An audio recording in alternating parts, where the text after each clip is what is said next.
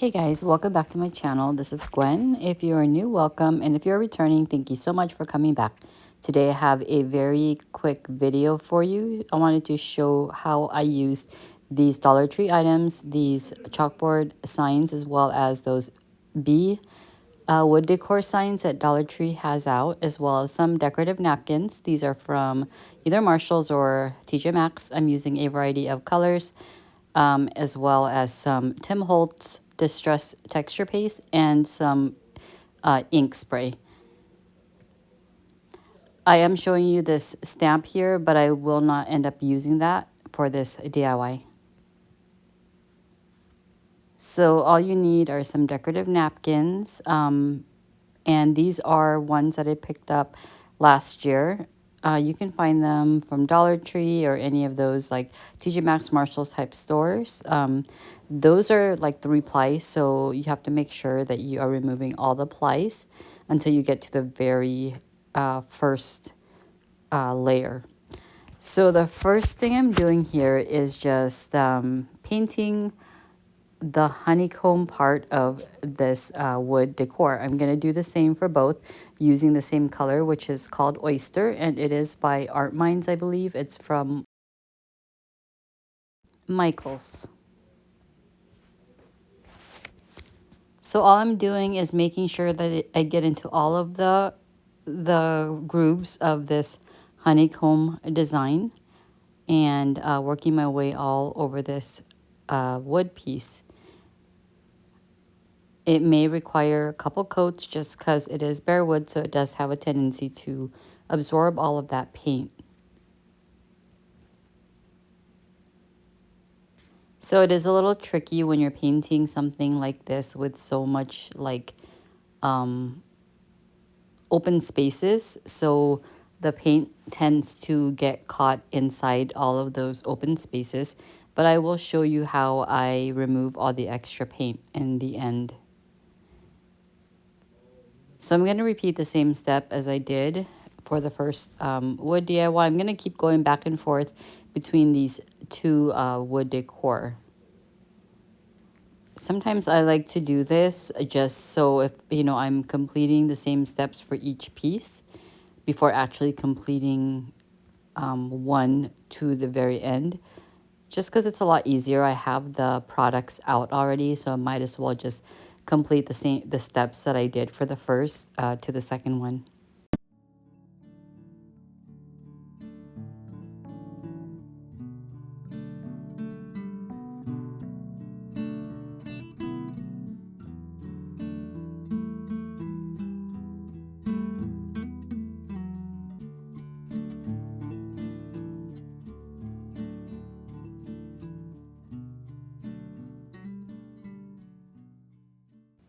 So once that background paint color was dry, I took some of this texture paste. It's my first time using this.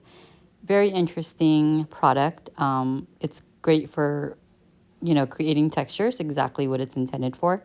I did spray some of this vintage photo colored ink.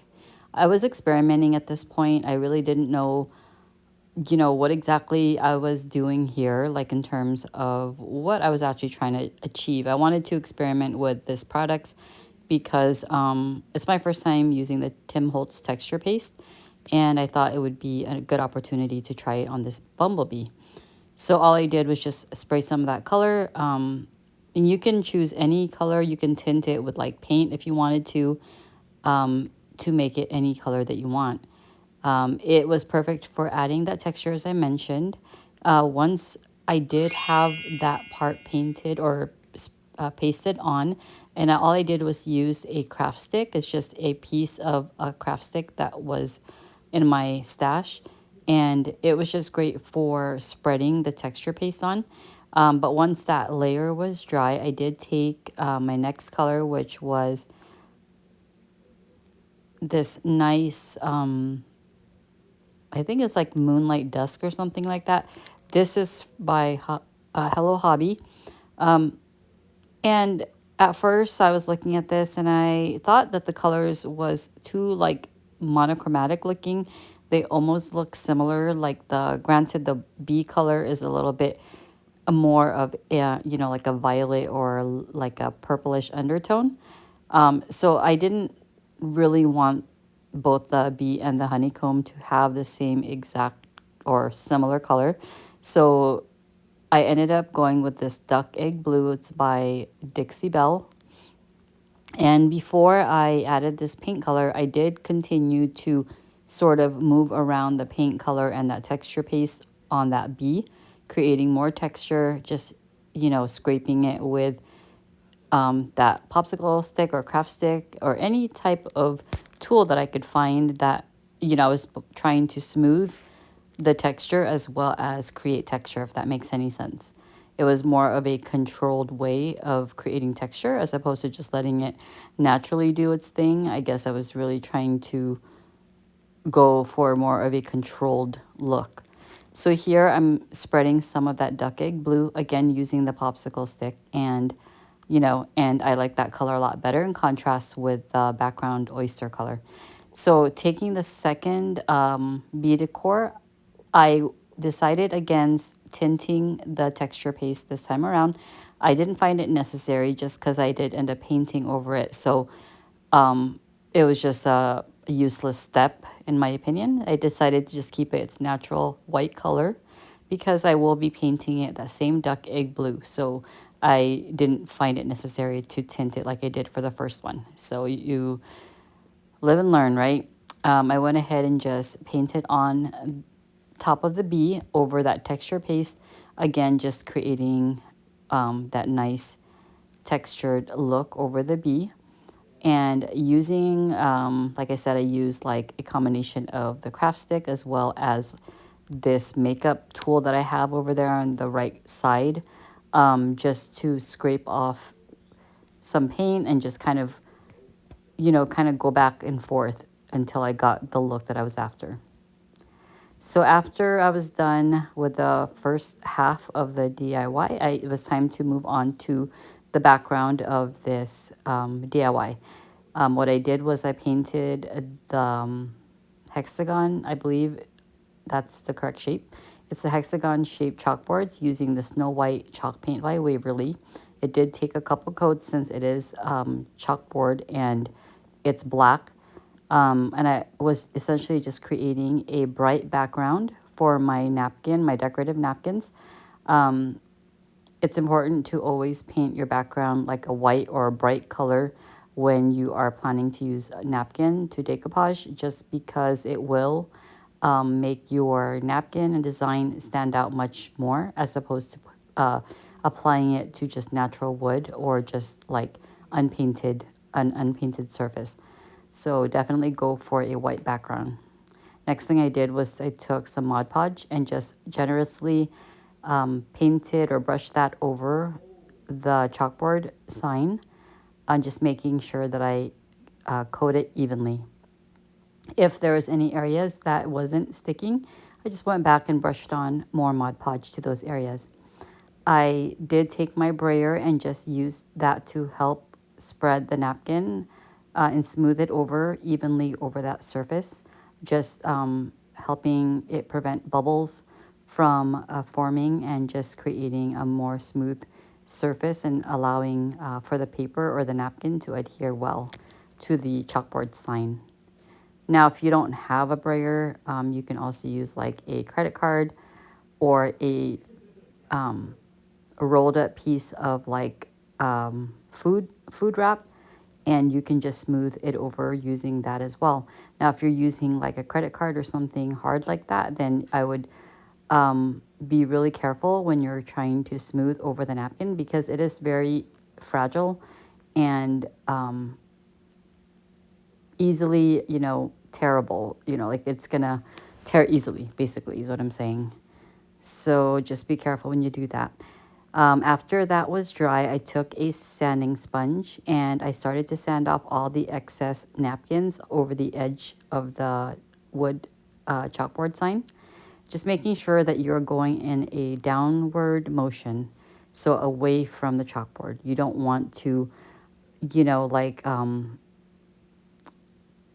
scrape or rub the corners like in back and forth motion because you're likely to tear your napkin and possibly lift the napkin from the surface. So always go in a downward motion. That's my advice. So the next thing I did was use some of this Rub and Buff and Antique Gold. I decided to add some highlights to the bee. Since this is a textured piece, I thought that using some Rub and Buff would be perfect to highlight certain raised parts of the bumblebee or bee, whatever you want to call it. And I just used my finger and added a small amount at a time to my fingertip and just gliding it over the edges and any raised parts of the bee. And this was great at grabbing that Rub and Buff and just highlighting different areas just to add more dimension to this piece. Now the texture was perfect for adding dimension, but adding the Rub and Buff highlighted that dimension. So I'm going to repeat the same step when it comes to decoupaging the napkin, although this time around I did choose a different design of napkin. This one has lavender all over the napkin, whereas the first one had lavender just around the edges. It had like a different lavender design. So I wanted to use two different designs just so they weren't too matchy-matchy, just that they coordinated, you know, with the same style and theme, but I didn't want them to be identical, if that makes any sense. So I'm just going to repeat the same steps as I did for the first sign to the second one.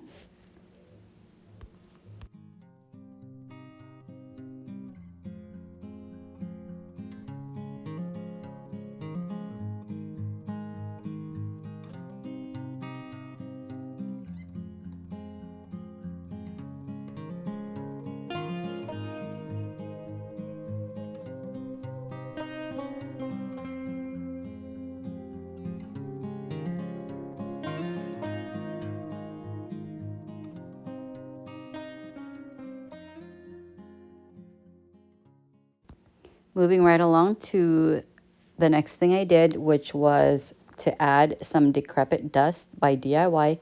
I wanted to add some distress or more rustic feel to this by adding this Decrepit Dust. Now you can also use Waverly Antique Wax if you don't have this product, just by using like maybe a napkin or a wet wipe, just kind of gliding it in different areas. But if you have something like this where you're able to add it, this Decrepit Dust is perfect. I love using this product. It's just great for adding that that nice distressed look to your projects. And all I did was use a dry brush. It's just like a fine brush, more like a detail style brush, and just brush that over to different parts of the design and this decorative piece wherever I wanted it to look a little bit more grungy. And this goes a long way, so a little bit goes a long way. All I did was add very little amounts at a time. And once I had the look I wanted, I did repeat the same steps to the first layer of this honeycomb and bee decor. Again, just highlighting different areas and focusing more on the inner parts of the honeycomb. I also highlighted the areas surrounding the bee itself and just added some of this Decrepit Dust to those areas as well. And I really like the overall outcome by adding this product. And again, I repeated the same exact steps to the second decor piece as well.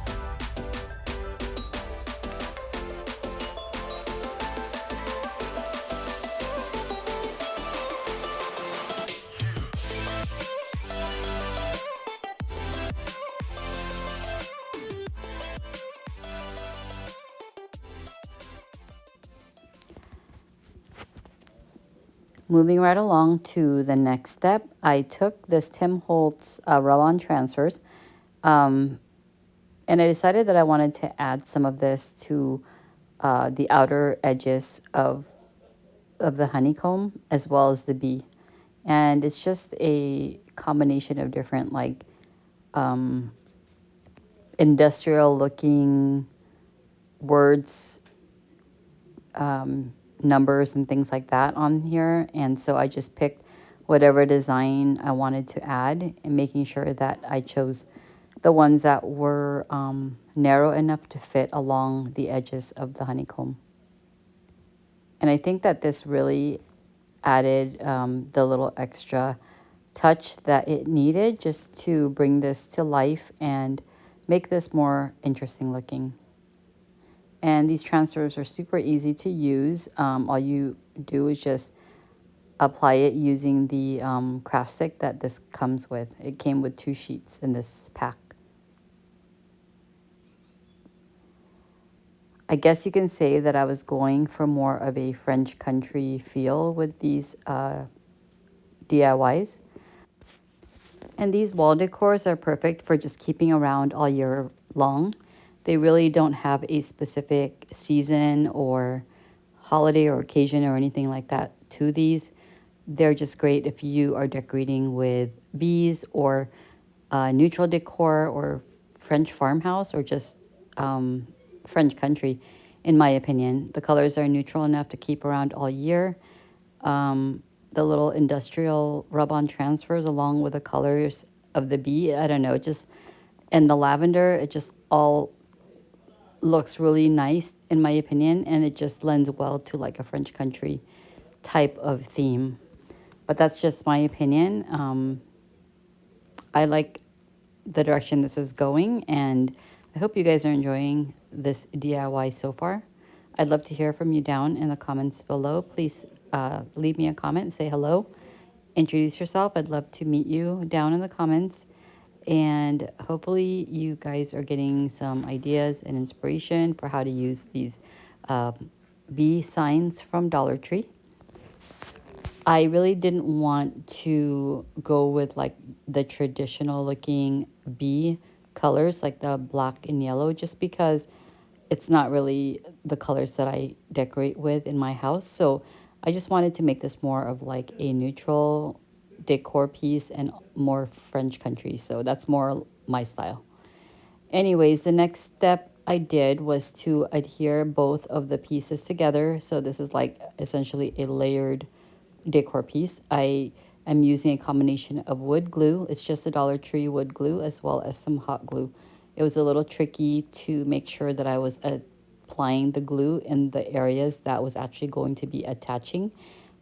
Because of all the holes in this wood decor, it was a little bit more challenging to figure out where to apply the glue. But I did use some clamps to clamp it down just to help it to adhere. I will be repeating those same exact steps to the second DIY. Go ahead and give it a watch, and I'll come back right on when this step is done.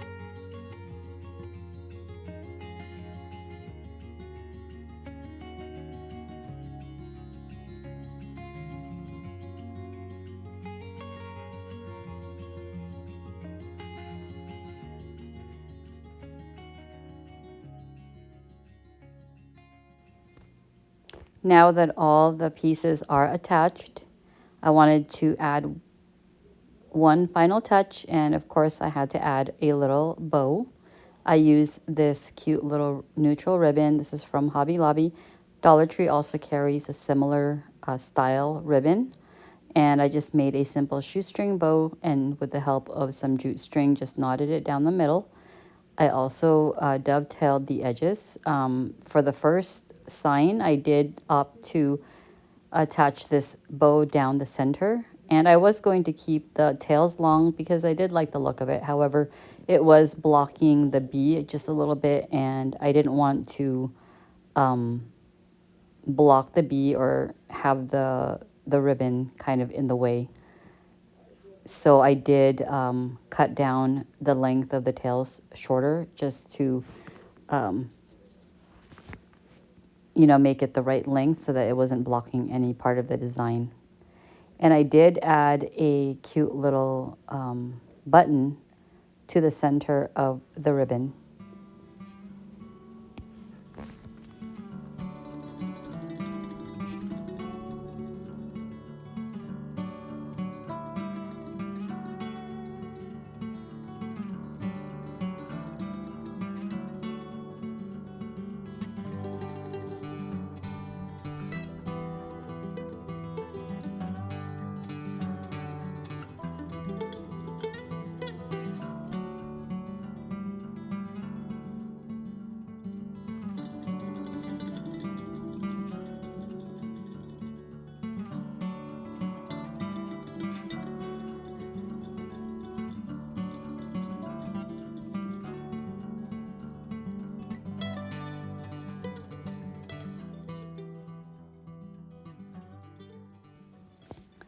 And that button container did come from Dollar Tree.